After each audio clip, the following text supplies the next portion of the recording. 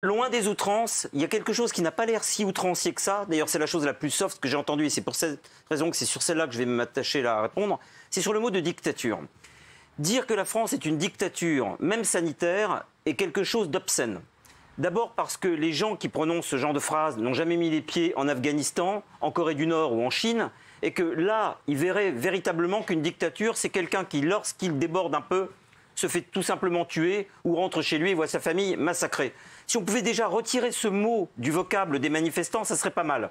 L'étoile jaune, c'est tellement affligeant qu'il faut vraiment comprendre qu'on est en France. Il n'y a qu'en France qu'on peut godwiniser à ce point-là un débat. Je peux vous dire que j'aime pas ce genre de comparaison, c'est toujours facile intellectuellement. J'étais à Beyrouth cet été. Je peux vous dire qu'ils rêveraient d'un débat sur le Covid.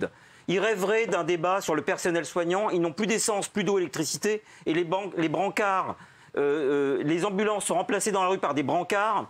Et si vous voulez, quand on revient en France, on s'aperçoit malgré tout que ces débats godwidisés sont quand même des débats d'enfants gâtés. Jacqueline Moreau, cette proposition de retirer le mot dictature qui semble excessif à Yann Moix et à beaucoup et à moi, autant le dire. Alors, moi, je ne suis pas d'accord parce que je pense qu'on est dans une dictature sanitaire à partir du moment... Et vous savez pourquoi vous avez le droit de dire que vous êtes dans une dictature? Parce que vous êtes dans une démocratie. Mais est-ce que je peux parler? Merci. Yann. Je pense qu'on est dans une dictature sanitaire tout simplement parce qu'à partir du moment où on ne peut plus se déplacer comme on veut, moi qui viens de la Bretagne, il a fallu que je fasse donc ce pass sanitaire pour pouvoir venir. Sinon, je n'avais pas le droit de prendre le train. Donc, à partir du moment où on porte atteinte à mes libertés, j'estime que je suis dans une dictature. Et vous êtes en danger de mort, madame, ou pas? Non, mais pas du tout. Est-ce que vous êtes en danger de mort? Non, Bernard. C'est pas ça, c'est pas ça une dictature, Jacqueline. Une seconde, non, Bernard veut intervenir, stop. Bernard. Yann l'a évoqué, c'est pas ça une dictature, soyez sérieux. Alors tu as le droit de le penser, de le dire, mais c'est pas ça, c'est faux.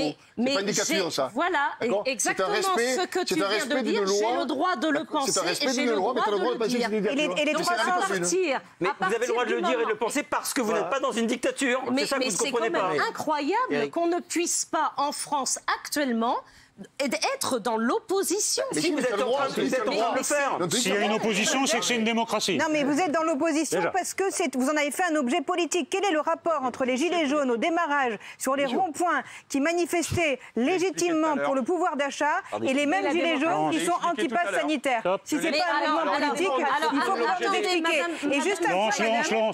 C'est fin de la question. Juste un point. Est-ce que vous pensez aux 300 soignants qui sont partis dans les dom-toms, eux, pour aller soigner nos compatriotes? Est-ce que c'est plus dur pour eux ou pour vous, madame? Laurence, il nous reste 10 minutes, stop. Alors, si je peux répondre... Non, mais à un moment... Attends. Vous êtes en démocratie. Jacqueline Moreau, répondez à ça, ensuite je passe la parole à l'autre plateau. Si je peux répondre, il y a, on va dire, 50% de la crise sanitaire que nous connaissons aujourd'hui est due au fait que l'hôpital a été mal géré. Et on a aujourd'hui Emmanuel Macron et M. Olivier Véran qui continuent à fermer des lits. Comment peut-on continuer à fermer des lits? Bien sûr que si, c'est vrai. Jacqueline, la parole est au représentant de la dictature. À un moment donné, elle demande ce qu'on fait là, les gilets jaunes. On peut pas vous laisser dire... Bruno Bonnel, représentant officiel de la dictature, stop. On peut pas vous laisser. Il reste 10 minutes, je veux que la parole circule. Il y a effectivement eu pendant une trentaine d'années des fermetures de lits et probablement une gestion de l'hôpital qui était difficile. Donc allez pas mettre ça sur les 4 dernières années. Il n'y a pas eu de fermeture de lits.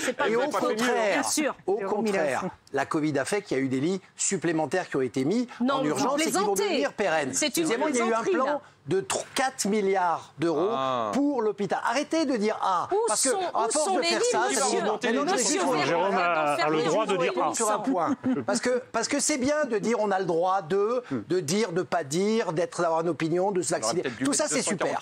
Mais on a des lois. Vous savez, il y a un truc qui s'appelle la loi. Moi, je roule à 30 km/h maintenant dans Paris. Et j'aurais bien envie de rouler à 50. Eh bien, vous, si vous voulez prendre le train, vous prenez un pass sanitaire. Ça s'appelle la loi. Alors maintenant, si vous voulez faire la loi, c'est votre choix. Mais vous arrêtez de faire croire que c'est au nom de la liberté qu'on va faire ce qu'on veut. Parce que moi, au nom de la liberté, moi, vous savez quoi? Je vais aller rouler à 300 km/h sur le périph'.